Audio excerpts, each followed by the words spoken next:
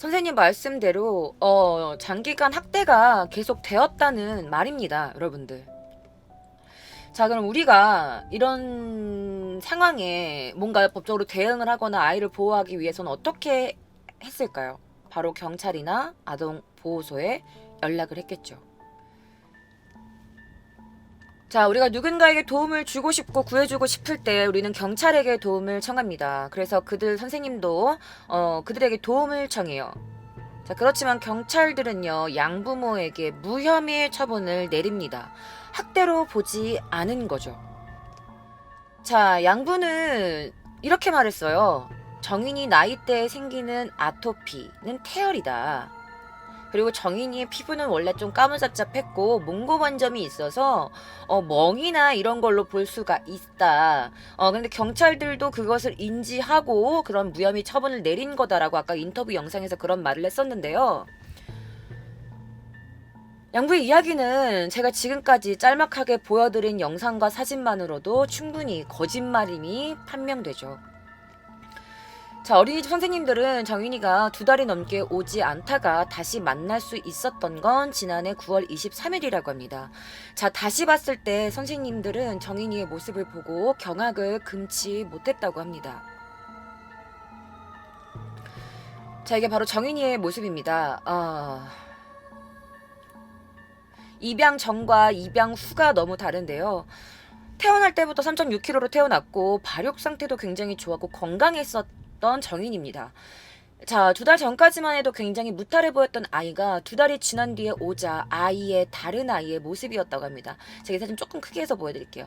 자, 입양 전에는 굉장히 밝아요. 입양 직후에도 아이가 좀 괜찮아 보이죠? 근데 입양 후에 아이가 오히려 입양된 후에 점점 마른 상태예요. 살이 좀 빠져 보이고 상처들이 보이죠. 그리고 아이의 표정이 굉장히 어둡습니다. 이때 이미 장기 최장 절단이 되고 장기 파열 온몸에 멍, 두개골, 쇄골, 갈비뼈, 허벅지 뼈 등 으스러진 상태였죠. 생후 16개월 아이가 사망을 하게 된 이유입니다. 자, 2개월 전보다 아이의 몸무게가 줄어 있었어요. 자, 입양 당시가 8.9kg 그리고 이제 9.4kg까지 했다가 갑자기 입양된 후에는 8.5kg로 살이 빠졌습니다. 이것은 생후 16개월이었던 정인이에게서는 좀 보기 힘든 경우래요. 왜냐면 생후 5개월밖에 안 되는 수준의 몸무게라고 합니다. 그리고 이거는 누가 이렇게 만들어 놓은 건데 당시 정인이가 입고 있었던 옷이에요. 입고 있었던 옷인데 이게 신생아들이 입는 옷이야. 거의 약간 그 갓난 아기가 입는 옷인데 이거를 당시에 정인이가 입고 있었어요. 그럼에도 불구하고 이 옷이 정인이에게 딱 맞았던 거죠. 그만큼 정인이가 굉장히 왜소한 상태였던 겁니다. 자, 그러면 여러분들은 아니 왜 그러면 정인이를 도와주지 않았나? 왜 어린이집 선생님들은 아이의 모습만 확인하고 왜 제대로 신고를 하지 않았나요? 궁금해하시는 분들도 계실 겁니다. 그래서 제가 직접 그것이 알고 싶다 프로그램에 나왔던 교사분의 인터뷰 영상을 여러분들께 잠깐 들려드리도록 하겠습니다. 1차 신고가 됐는데 그때 이후로 이제 어머님이 좀 더 예민해지셨어요. 이 신고 이후로.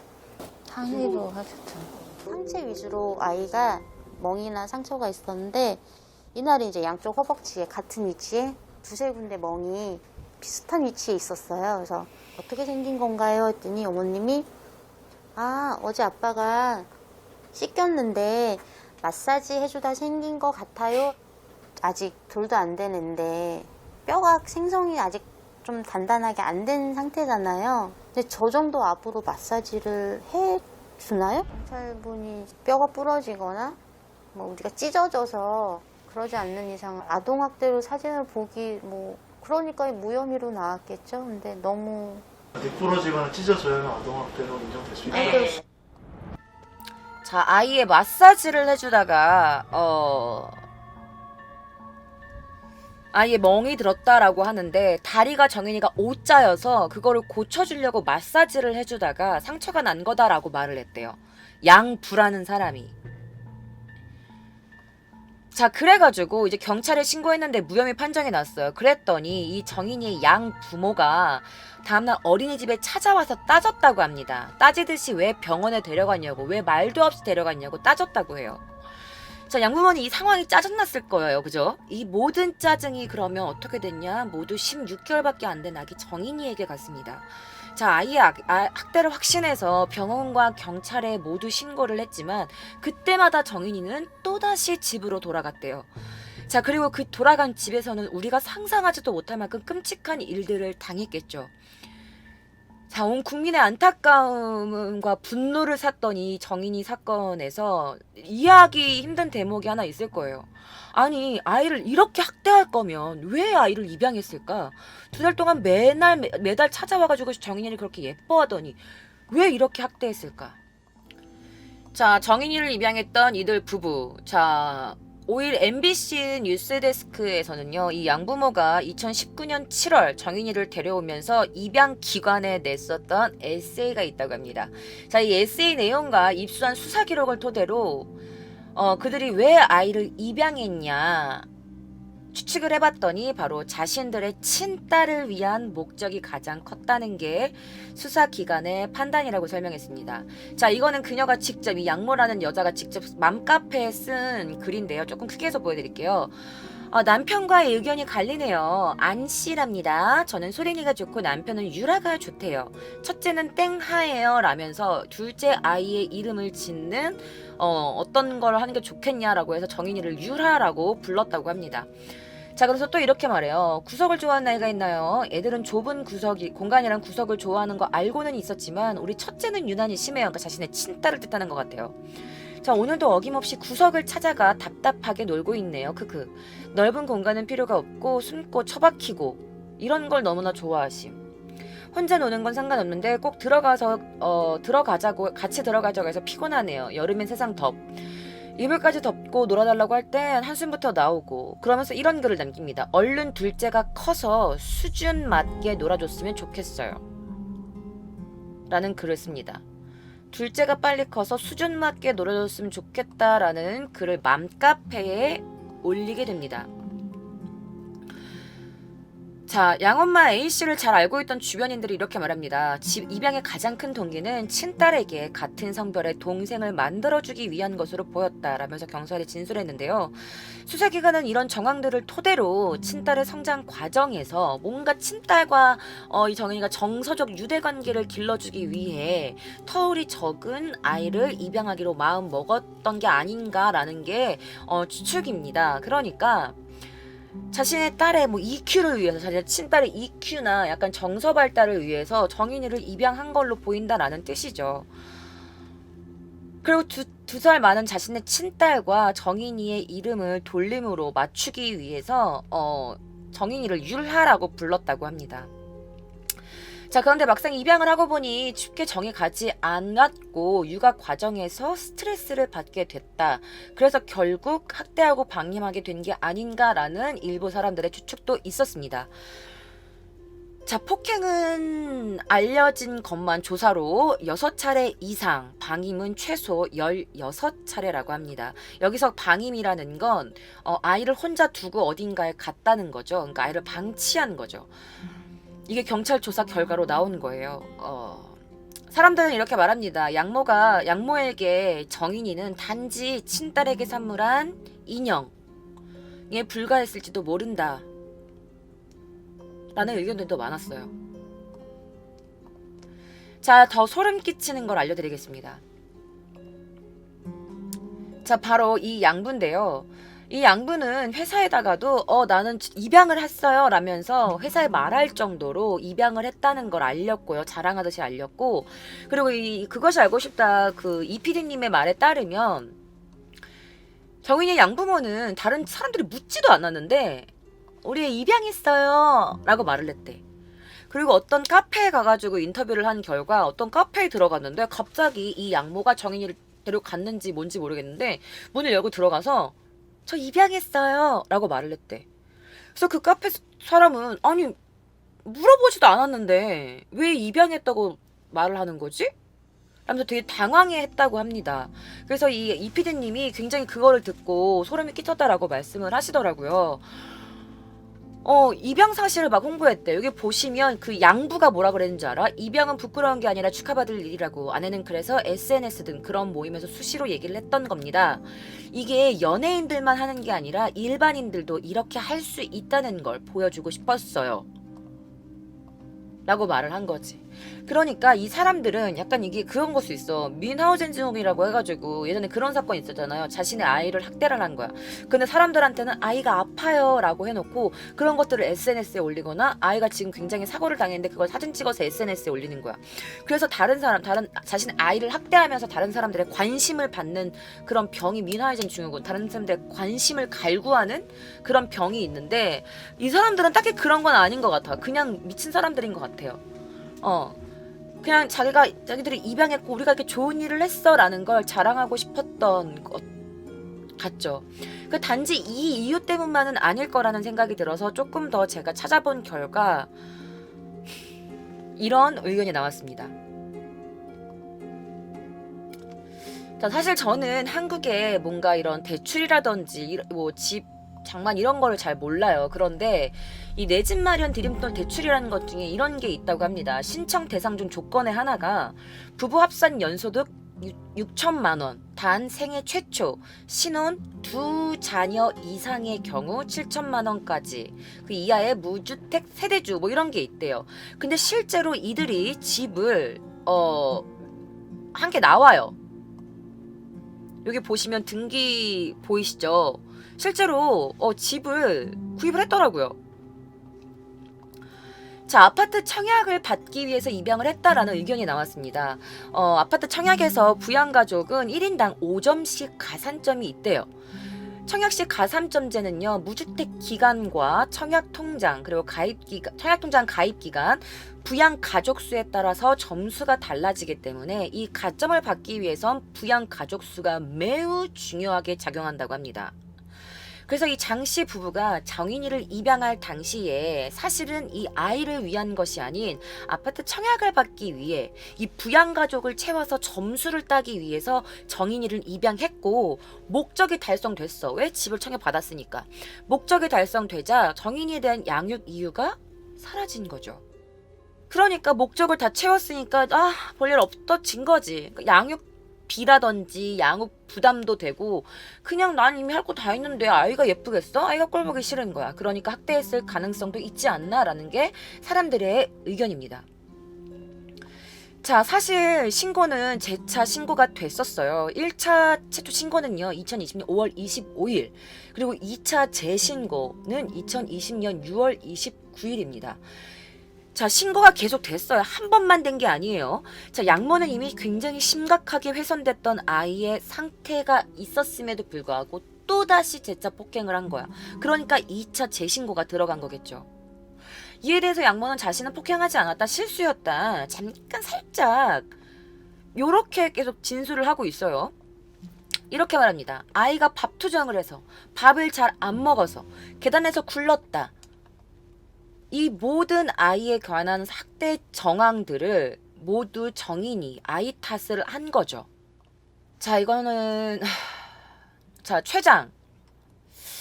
아까도 말씀드렸지만 여러분, 췌장은 우리 그 장기 가장 안쪽에 위치하고 있어요. 그런데 정인이는 이 췌장이 절단되어 있는 상태였단 말이에요, 여러분들. 자, 췌장이 절단되었다는 건 외부에서 가해지는 무력이 어느 정도로 가해져야 이 췌장이 절단되었나 그 크기를 알 수 있다고 합니다. 자, 방바닥이나 벽, 그러니까 뒤에가 움직이지 않는 상태에서 이 장기와 척추가 이렇게 접촉을 해야 된대. 이렇게 보이시면 이렇게 눌려가지고 이 장기들이 척추랑 맞닿아야지 췌장이 절단이 된다고 해요. 그래야 장기출혈 있고. 근데 이게 그냥 단순하게 의자에 부딪혀서 그런 걸까? 소파에서 떨어져서 이렇게 상처가 생긴 걸까? 말도 안 되는 말을 짓거리고 있는 거죠, 그 사람들이. 자, 그리고 2차 학대 신고에서 끝나지 않습니다. 바로 제3차 학대 신고가 9월 23일 날 일어납니다. 그건 다름 아닌 소아과 의사가 신고를 했어요. 그건 바로 1차 학대 신고 때부터 정인이를 진찰했던 선생님이라고 합니다. 자, 의사 선생님 인터뷰를 직접 들어보실게요. 5월달에 아동학대 신고 과거력도 있고 아동학대가 너무 확실하기 때문에 신고를 했고 그때 오셨던 경찰분들한테 굉장히 강력하게 말씀을 드렸어요. 아마 분리가 돼야 될 것이다. 그래서 당연히 저는 분리가 됐을 거라고 생각을 하고 있었었는데 갑자기 사망을 했다고 하니까 자, 이 소아과 의사 선생님이 분명 아동학대일 것이다 라고 해서 직접 전화를 하셨대요. 그리고 경찰분들께 이거는 무조건 분리되어야 되는 상황입니다 라고 말씀을 드렸는데도 불구하고 왜 다시 보냈을까요? 자, 2021년 1월 7일 이 경찰과 양부모에게서 정인양의 치료를 의뢰받은 사람이 있습니다. 바로 이 의사는요, 양부모가 주로 다녔던 이 병원 이름도 알지만 말하고 싶지만 그럴 수 없는 이 현실이 정말 미쳐버리겠네요. 자, 이 양부모가 주로 다니던 화곡 연땡 소아과 청소년과에 방문을 했다고 합니다. 그래서 그 원장에게 진료를 받았는데 그 원장이 이 정인이의 상태를 뭐라고 말을 했냐, 바로 단순 구내염이라는 진단을 받게 합니다. 자, 그래서 경찰은 이 소아과 의사 선생님의 신고가 있었음에도 불구하고 이 정인이 양부모가 다니던 자주 다녔던 그 단골 병원에 가서 단순 구내염이래요 라고 하니까 경찰이 그냥 무혐의로 또 풀어준 거예요. 자, 단순 구내염 진단서를 작성해준 화곡 연땡 소아과 청소년과 이 원장은요, 이 양부모의 학대로 숨지기 직전에 이 정인이에 대해서 아동학대 진단을 내릴 수가 없었다고 판단했습니다 라고 말을 합니다. 근데 이 소아과 원장이 이런 말을 해요. 정인이의 진료와 관련해 어떤 진단서나 서경서도 작성하지 않았다 라는 말을 합니다. 정인이가 우리 병원에서 입안에 상처가 있었고 약간의 감염, 바이러스 구내염을 치료받았다는 내용의 진료 확인서가 발급됐대요. 그러니까 이 의사 말은 뭐냐, 그날 내가 진료서를 준 게 아니고 예전에 받았었던 정인이가 뭐 안에 입에 구내염이 있었고 입안에 상처가 있었고 이거를 진단서를 내준 거다. 그 진단서를 가지고 이 부모들이 경찰한테 간 거다라는 말을 한 거예요. 그러니까 이 의사 입장에서는 나는 죄가 없다라고 말을 한 거지. 하지만 진료 확인서에는 확인의 상태에 대한 기술이 없고 환자의 상태를 파악할 수 있는 서류가 아니었다. 단지 날짜, 인적 사항, 그리고 병명만 기재된 서류였다 라면서 왜 내가 이런 취급을 받아야 되는지 모르겠다. 약간 이런 식으로 말을 했대요. 억울하다는 말을 했대요. 자, 그는 이렇게 또 말합니다. 그것이 알고 싶다 해서 제3차 아동학대 신고를 한 그 소아과 의사가 있었는데 아까 제가 방금 들었던 그 인터뷰를 하신 그분과 다른 의견을 제시한 이유에 관련돼서 질문을 했더니 이렇게 말해요. 해당 의사는 지난해 5월에 이미 정인이가 아동학대를 받고 있다는 사실을 인지하고 있었다. 그리고 9월 23일 3차 신고를 했지만 저는 같은 날 정인이의 진료를 볼 때 같은 날 진료를 본 거예요. 그 의사랑 같은 날. 그렇지만 과거에 정인이가 구타를 당했다거나 아동학대가 있었다는 사실을 알지 못했었다라고 강조해요. 자, 그런데 우리가 알 수 있는 건 뭐냐? 같은 날 다른 의사가 진료를 했어요. 한 의사는 굉장히 아동학대가 의심된다, 무조건 떨어뜨려야 된다, 분리해야 된다라고 말을 했고, 또 다른 의사는 같은 날 같은 진료를 했음에도 불구하고 아동학대 증상을 보지 못했다. 왜? 나는 전에 얘가 아동학대가 있었는지 나는 몰랐으니까 라는 말을 해요. 말이야 방구야. 그날 정인이의 상태만 봐도 학대가 있었다는 건 누구나 알 수 있는 모습이었는데 이렇게 말을 한 거죠. 또한 전체적으로 정인이에게는 멍이 없었다라고 말을 해요. 그리고 아동학대가 의심된다며 신고한 소아과 의사가 누군가가 찢은 듯한 모양이라고 말했던 입안의 상처도 자기가 봤을 때는 없었다라고 말을 해요. 자, 이 상황에서 입안의 작은 상처, 감염과 구내염이 아닌 아동학대 확진을 한다는 건 어려운 일입니다 라고 말을 합니다. 그러면서 아니 나한테 내가 허위 진단서를 발급해가지고 의사 면허를 박탈해라고 하는 그런 청원이 있는데 나는 박탈 이유가 맞지 않아요. 저는 입의 상처와 구내염 모두에 관해 소견을 밝히고 치료를 했지 입 외상 감염 소견을 구내염으로 잘못 진단한 적은 없습니다. 라고 말을 합니다. 그러니까 왜 나한테 왜 의사 면허 박탈하라고 하냐. 나는 보이는 대로 진료했을 뿐인데 난 잘못 진단하지 않았다 라는 말인 거예요.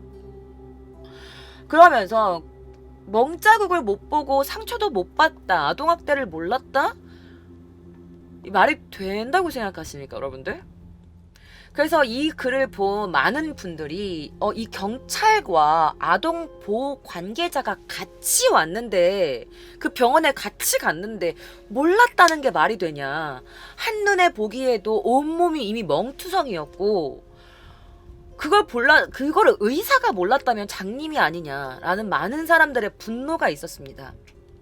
만약에 이 의사가 알고 있었는데 이 양부모의 친분으로 만약에 모른 척한 것이 밝혀진다면 의료법 허위 진단서 발급은 의사 면허 박탈이라고 합니다. 뭐 이런 게 밝혀진다면 의사 면허가 박탈되겠죠. 정의가 살아있다면.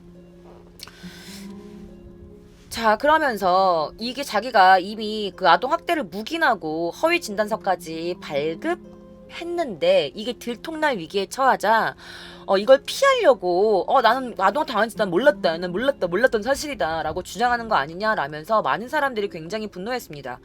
자, 이 화곡 연땡 소아청소년과 원장이 양부모의 요청을 받아서 허위 진단서를 발급해준 경우가 발각될 시에는 아까도 말씀드렸다시피 의사 면허가 박탈되고 감옥에 수감될 수 있다고 합니다. 자, 정인영이 아동학대로 사망한 것은 누가 봐도 명백하기에 아동학대 범죄 처벌에 관한 특례법에 따라서 수사를 받게 될 것 같은데 이 수사 결과 만약에 객관적으로 아동학대로 보이는 그것들이 신체에 드러나 있었다면 나는 몰랐습니다 라고 의사가 아무리 우겨봤자 소용이 없을 거라고 생각이 듭니다. 자, 그러면 다시 정인이의 상태로 잠깐 돌아가겠습니다. 자, 응급실 의사들을 충격에 빠뜨렸던 이 CT 영상에 의하면요, 이미 뱃속은 출혈료 복강 전체가 피로 가득했었다고 합니다. 그리고 터진 장에서 빠져나온 공기 일부가 바로 복근 아래에 차 있었다고 해요.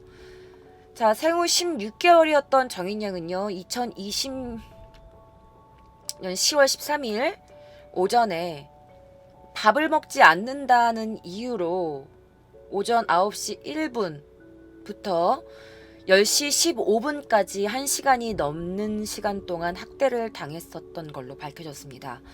자, 그 이후에 심정지 상태로 그 병원 응급실로 이송이 되었고 당일 오후 6시 40분에 숨을 거두게 된 거죠. 다행히도 이번에는 그 단골로 갔던 그 병원 의사가 아니었고 다른 의사가 조사를 했었고 누가 봐도 학대가 명확한 상태였기 때문에 이 의사가 수상하다고 생각해서 경찰에 신고를 했고 정인이의 시체가 국립과학수사연구원까지 넘어가게 된 겁니다. 지난 3일 정인양이 사망 원인이 외력에 의한 복부 손상이라고 결론이 났고요. 부검 결과 숨지기 전까지 췌장이 절단된 걸로 나왔고 이미 그때는 후두부, 쇄골, 대퇴골 등이 모두 골절되어 있는 상태였다고 합니다. 자, 정인이의 사망 과정은요. 죄송합니다. 굉장히 끔찍합니다. 굉장히 참혹해요. 직접 사인이 된 장기 파열의 경우에 장 감막 출혈과 소장, 대장의 파열, 췌장의 절단입니다. 이런 큰 손상들이 모두 16개월이었던 정인이 몸에서 발견된 건데요. 이 정도의 손상이 있으려면 압사를 당한다거나 뭔가 교통사고, 그리고 급격하고 강력한 외부 충격에 일어나야만 손상이 될 것들이라고 해요. 특히 췌장이 절단되려면 사실상 아까도 말씀드렸다시피 배가 척추에 닿을 정도로 아예 이렇게 짜부가 돼야 돼요. 아예 눌려야 돼요. 납작 눌려야 된다고 합니다. 여기 보면 대한소아과 청소년과 의사 회장이 하는 말이 이거야. 자유낙하로 그냥 우리는 떨어뜨렸다고 했잖아. 가슴이 아파서 떨어뜨렸어요. 떨어뜨렸는데 의자에 부딪혔어요. 뭐 이렇게 말하는데 자유낙하로 췌장 손상은 거의 없다고 의학 논문에 이미 다 나와 있다고 합니다. 어느 정도냐면 차로 아예 꽝 하고 부딪혔거나 복부를, 그리고 이 케이스 보고로 나온 게 뭐냐면 황소 있죠. 황소가 진짜 세게 해서 뭐 복부를 꽉 하고 다친 경우, 난 이거 보고 진짜 숨이 막히는 줄 알았는데, 황소에게 치였을 경우, 축구 경기를 하다가 그 센 볼에 순간적으로 배를 눌렸을 경우, 그러니까 이 정도로 심하게 외력을 받아야 췌장이 손상이 되는 거야. 절단이 된 상태였잖아, 이 정인이 같은 경우에는. 그리고 췌장이 맨 뒤에 있어. 대장, 위장, 뭐 위, 대장, 소장 같은 장기들이 이 앞에 있고 췌장은 맨 뒤에 있는 건데, 이게 끊어질 정도면 그 조그만 아이가 어떤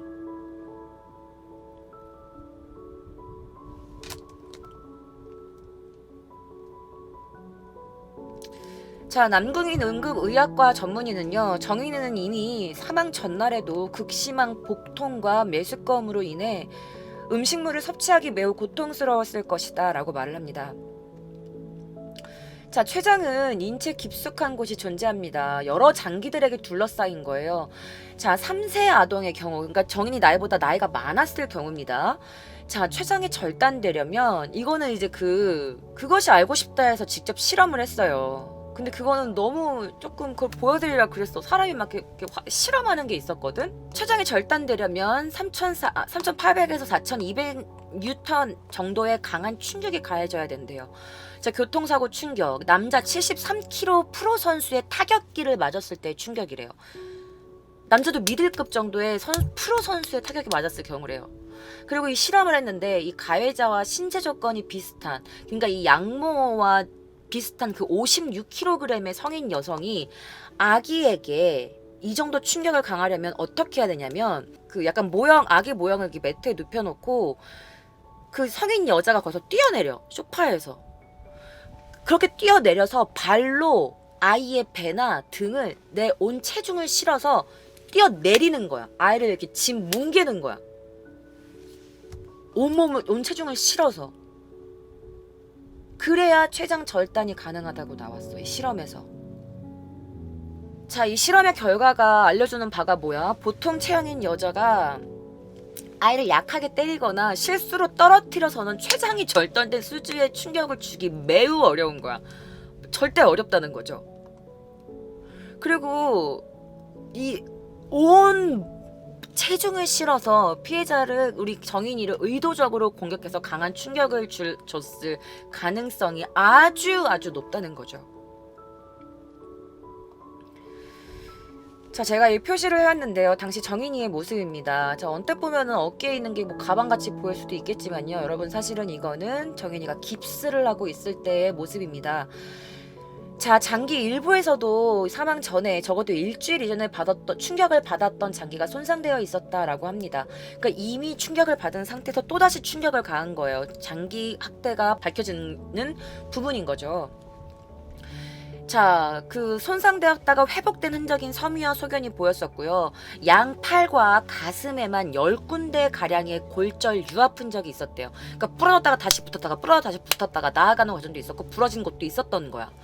자, 골절 부위에도 쇄골, 갈비뼈, 양쪽 팔꿈치, 특히 한쪽 팔꿈치의 골절은요, 팔꿈치 내측의 골절, 즉 팔을 굽힌 상태에서 위로 든 거야. 그래서 전면적으로 가해지는 충격을 막았을 때, 방어할 때 나오는 그런 상태인 거래요. 그러니까 방어운의 일종이래요.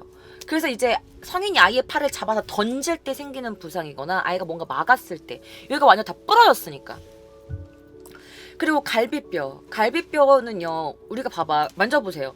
우리가 뭔가 내장을 이렇게 보호해 주는 거잖아. 허파가 숨 쉴 때마다 신축성이 좋으니까 그 약간 뭔가 쿠션 역할을 해주는 그 뼈인데, 뭔가 외력이 강하게 꽝 하고 이 뼈를 부딪히지 않는 이상은 골절이 흔할 수가 없어요. 그쵸? 야, 잠깐 이렇게 톡 건드려서 부러질 거였으면 살아있는 사람이 몇 명이나 되겠어.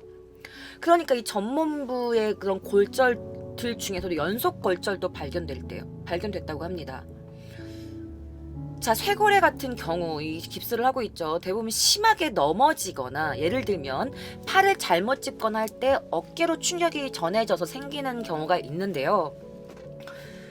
같은 팔 팔꿈치와 위팔뼈에도 골절 흔적이 있었음을 감안한다면 넘어졌기보다는 뭔가 어깨에서부터 쾅 하고 심하게 떨어졌을 가능성이 높다고 해요.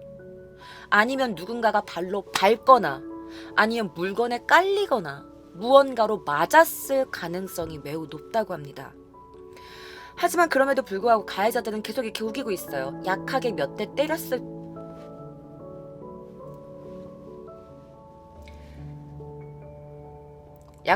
때렸을 뿐이다 라는 말도 안 되는 변명을 했다고 합니다. 아, 죄송해요. 이 말을 뱉기가 너무 힘들어. 자, 그에 대해서 전문가들은 이렇게 말해요.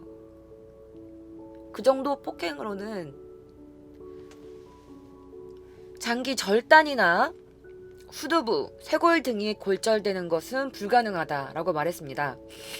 특히 의료진들은요, 이 아이의 골절 상태에 대해서 아까 그 의사분이 그렇게 말했잖아요. 이거는 정상적인 양육을 받은 아이에게서는 절대로 나타날 수 없는 골절이다. 이거는 교과서에나 나올 학대다 라고 말씀하실 정도니까 우리 정인이의 상태가 얼마나 끔찍했는지 알 수 있죠.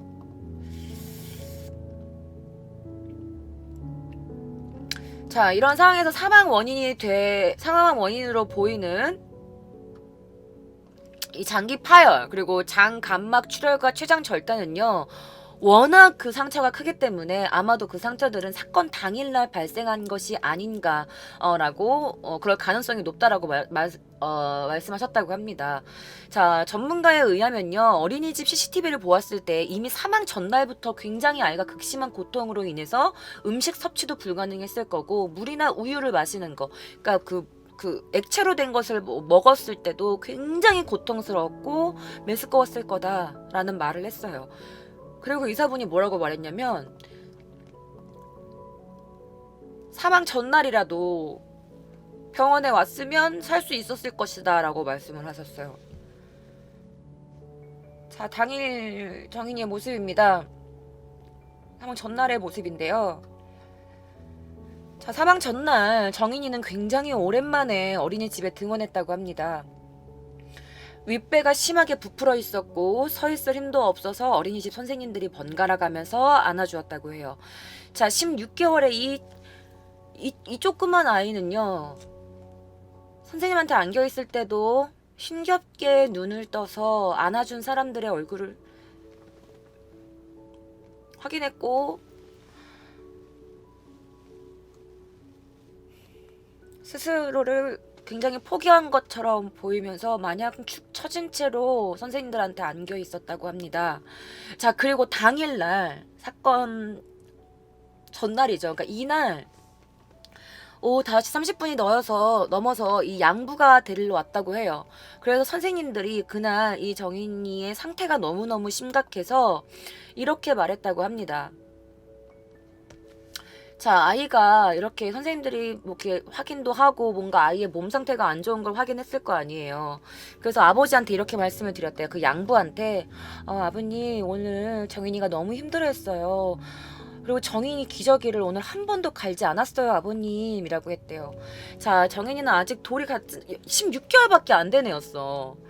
자, 아침 10시부터 오후 5시 30분까지 이 어린이집에 있었는데 기저귀를 한 번도 갈지 않았다는 건 뭐냐면 아이가 한 번도 대소변을 보지 않았다는 뜻입니다. 자, 그래서 이제 이렇게 말씀드린 거예요. 선생님이 그 양부한테, 아버님, 적어도 오전 10시부터 5시 30분까지 있었으니까 한두 번 정도는 기저귀를 갈았어야 해요. 그런데 한 번도 갈지 않았어요. 그러니까 아이가 굉장히 지금 아픈 상태인 거죠. 그리고 아버님 아이가 한 번도 걷지 않았습니다. 저희가 서보라고 했는데 제대로 서 있지도 못하는 상태였어요, 아버님. 병원에 꼭 데려가셔야 될 것 같은데 말씀을 드렸더니 이 양부라는 사람이 이렇게 말했다고 합니다. 아, 네네네. 그러면서 아이가 아파서 제대로 서 있지도 못했다는 선생님의 말을 듣고도 이 양부라는 새끼는 이렇게 아이를 억지로, 그러니까 지금 선생님이 이렇게 잡고 있잖아. 근데 이제 그 양부가 어떻게 했냐면 아, 예, 이렇게 하면서 아이를 이렇게 딱 세웠대. 딱 세우면서 마치 개 훈련시키듯이 뒤로 한 걸음 물러서서 야, 걸어 라고 했대. 손짓을 하면서 걸어 라고 했대요. 기저귀도 갈지 않았고 아기가 지금 뭘 못 먹고 있고 지금 제대로 걷지도 못한다. 병원에 꼭 데려가셔야 될 것 같다라고 말하는 이 선생님 앞에서 아, 예, 선생님, 야, 걸어. 뭐 강아지한테 손 이러는 것처럼. 근데 또 너무 가슴이 아픈 게 선생님이 이렇게 말해. 근데 그렇게 하니까 정인이가 걷더라고요. 자기 아빠한테 걸어가더라고요. 근데 그게 마지막에 될 줄은 진짜 꿈에도 생각 못했어요. 라는 게 선생님의 말이었어요. 선생님이 난 정인이가 그 양부한테 걸어갈 때 어떤 생각을 했을까? 그리고 얼마나 아이를 학대했으면 지금 막 출혈이 일어나고 염증이 생겨서 아무것도 못 먹고 그냥 가만히 있는 것만으로도 어른들도 견딜 수 없는 고통이라는데 이미 장에 공기가 나온 상태였는데 어떻게 걸었을까? 그 선생님이 제발 가지 말고 집에 가지 말고 병원에 데려다 달라고 계속 부탁을 드렸대요. 그런데 병원에 데려가기는커녕 다음날 우리가 상상할 수도 없는 폭행을 하고 결국 아이를 때려서 사망케 했죠. 자, 지금부터 제가 여러분들께 정인이가 어떤 학대를 받아왔고 어떤 끔찍한 일을 당했고 주변 증인들의 이야기와 이런 것들을 알려드릴 겁니다. 차가운 물 한 잔 드시고 오세요.